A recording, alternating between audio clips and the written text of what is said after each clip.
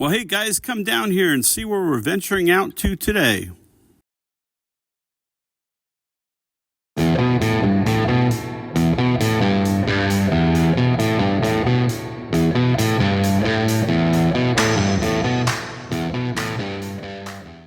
Early in the ride, I pulled off the highway at Fremont, California, so that Stahl and I could celebrate 20,000 miles of adventures together. We rode high over the city of San Jose and eventually to the Monterey coast. We arrived at the California coast and turned onto Highway 1 just north of Monterey. And as you can see, lots and lots of cars, people pulling over, parking, and walking down to the beach.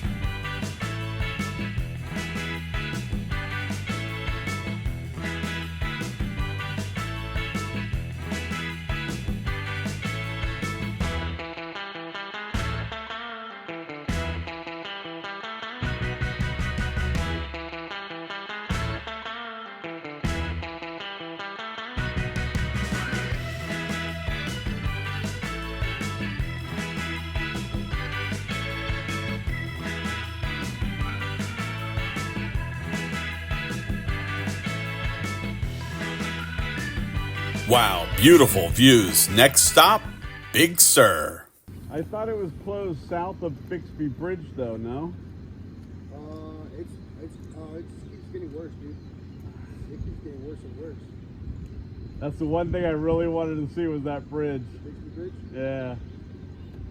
What they do is in the morning at 8 o'clock they let cars go, the convoy cars from both sides, and then from that's like from 8 to 9, and then at 4 o'clock that's the second window.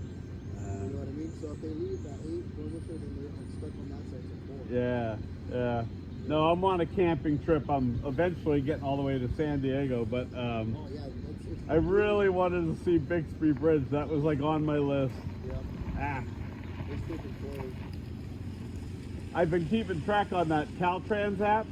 Yeah. And it shows this one section like Pfeiffer Park or something. Yeah. And so so I thought, oh, well, that's south of it. Yeah, no, it's gotten worse, dude. Nah. For sure. I mean, I don't know if you follow these pages, they update with all the information on when it's opening up and shit. Yeah, like when I look on the Caltrans app, on some closures it will say like, oh, 2 days. Mm-hmm. This one, it said there's no date. Yeah, it's going to be like a 6-month project. Wow. Yeah. All right, man. Thank you. Yes, sir.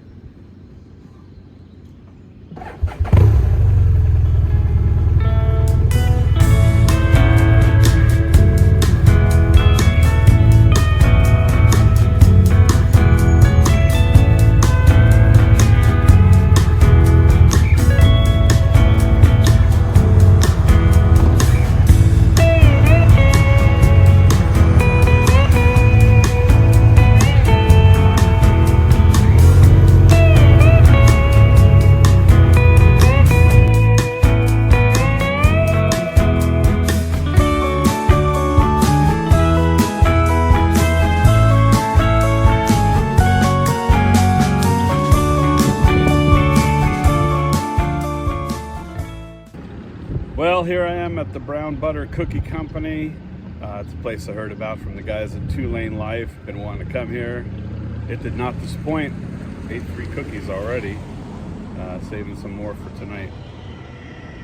So I'm only a few minutes from the campsite, and I'll go there and get set up.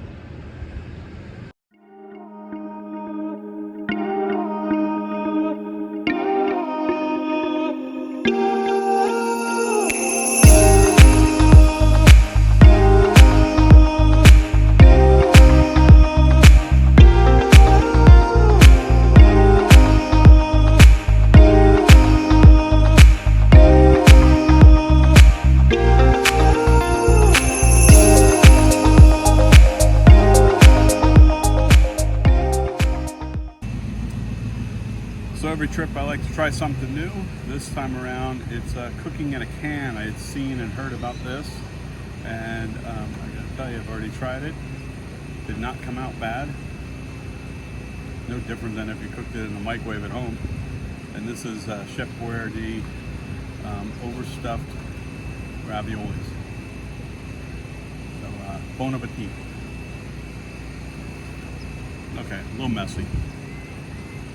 And I could transfer it to a bowl or something, but I figured if I'm cooking in a can, eat it out of a can.